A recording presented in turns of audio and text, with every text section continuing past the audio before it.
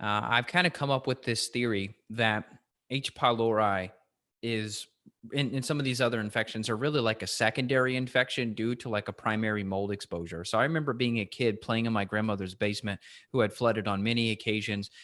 All they did was turn on a couple of box fans and it took several weeks to dry out. I guarantee I had H. pylori and parasite issues for many years. I had gut issues as long as I could go back into my childhood. I just wonder, because you and I've talked about this idea of like commensal bacteria, and there's this argument, right, that H pylori could coexist with H pylori and then it shouldn't cause any problems. But why is it getting so out of control, so out of balance? Now granted, my diet was terrible as a kid and all of that, but what if the immune suppressive aspects of mold toxin weaken the immunity so that I wasn't able to fight off candida? I wasn't able to fight off H. pylori. And that's what allowed those infections to thrive and take over. Exactly. And I think a lot of it, the argument is more at the level. Like maybe there can be a tiny bit of H. pylori present, but when it hits a certain threshold, right, then there's a greater chance that it can cause a problem, right? And then, of course, the more food allergies you're consuming that are going to inflame the gut, now that maybe makes it cause a problem. And then if you have enough decrease in stomach acid and enzymes from the H. pylori, that can cause a problem too. I mean, we know Dr. Marshall, who got the Nobel Prize for discovering H. pylori, I mean, they thought he was crazy. He had to give himself H. pylori to see that it caused ulcers and infections, or it can, right? So we know there's a connection with it. So kind of my issue is let's lower the infections, fix everything else. And a lot of times people get better and get better much faster. The problem with a lot of people and a lot of medical approaches to an infection is the antibiotics just drop a bomb down there and they may not get the infection and they may create rebound fungal overgrowth and disrupt the immune response. So a lot of times you can get sicker from antibiotics with some of these chronic gut issues. So you really have to be addressing the problem holistically.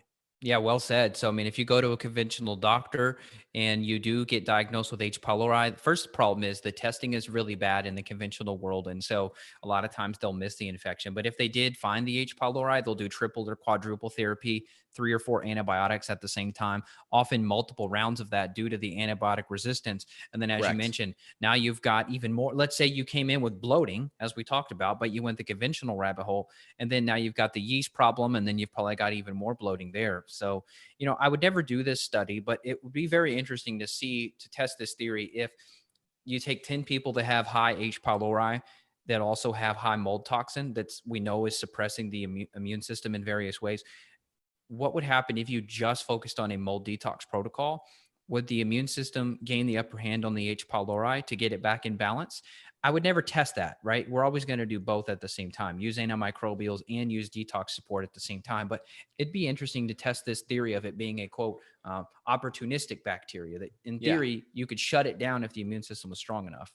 Yeah. And then kind of my theory, if I am going to address any mold toxins initially while doing other foundational stuff, I mean, my general theory is don't dump too many toxins right away.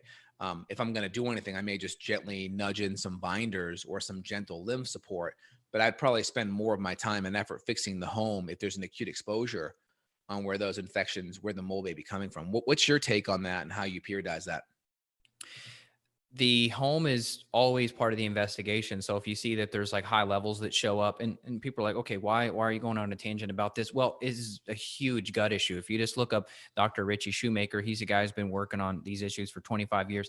Tons of people manifest only as gut symptoms. So that's just the disclaimer. But if we see that something shows up on the urine, then we're going to go to the house to try to match up the species and see, okay, are you, because you're growing aspergillus in your gut. You can see it on the organic acids now, at least on Great Plains. They've got on the first page, they have certain markers that are tied into aspergillus. So you can kind of see, hey, you've got mold colonization. And then we'll try to look and see if it matches up to the house at all. And in some cases, it doesn't at all. It's like the house has fusarium, but the gut has aspergillus. So yeah, the house could be a problem, but it looks like it's more you internally. You're more of a factory or a manufacturing plant. So then we'll just throw in some silver or something else to try to knock that internal colonization down, and then still working on the other stuff. It's rarely a number one priority, as you mentioned. It's like, hey, here's a little binders, here's some antifungals that also will happen to kill the candida overgrowth that you have. And plus these other herbs that we mix it with are antimicrobial. So that'll knock down some of the bacterial stuff you have. So it ends up being like a 3-in-1 combo. And assuming the constitution of the person's strong enough and maybe we need extra liver or adrenal support, they usually do fine. Yeah, I always pause going after mold right away. I just find that, well, if there's a lot of symptoms or we have a lot of house symptoms, right? Any visible mold, telltale sign, any chronic humidity in a home, telltale sign.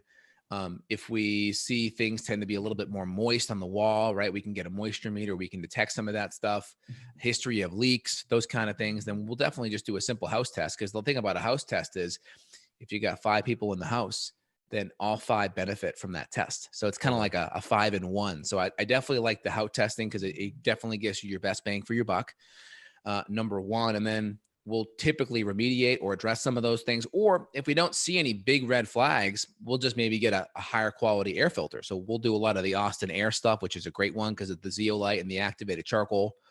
And so for Austin Air, justinhealth.com/shop. Evan has his site as well, evanbrand.com store button. If you guys want to get a high quality air filter that we personally use with patients and ourselves, that's a great option. And then for me, I tend to always pause that stuff because I can see major benefits a lot of times without that, but we'll kind of put it on that treatment plan, on that path. I like to get gut stuff fixed first because a lot of times the body will dump a lot of mold via the hepatobiliary system, right? Hence, Shoemaker and a lot of these protocols binding up stuff that comes from the liver and gallbladder, right? So that's kind of my approach to it. And that dovetail with bloating, because if we have digestive issues, you really want to make sure people don't think their digestion could be affecting detox, right? They kind of think of those as compartmentalized things. But if we have digestive issues, it could easily be impacting detoxification. So whether it's metals or mold or just general pesticides from conventional foods, all those could play a role, and your digestive issues could be affecting that. Yeah. And here's the funny thing, you and I had 1,000+ cases under our belts before we even became educated about mold. So it does pop up into our conversation a lot. And a lot of people come to us and ask us these questions. And we've done some really great interviews about this. But the funny thing is, we were getting people better before you and I knew anything about it. So I do want to focus on, or at least point that out.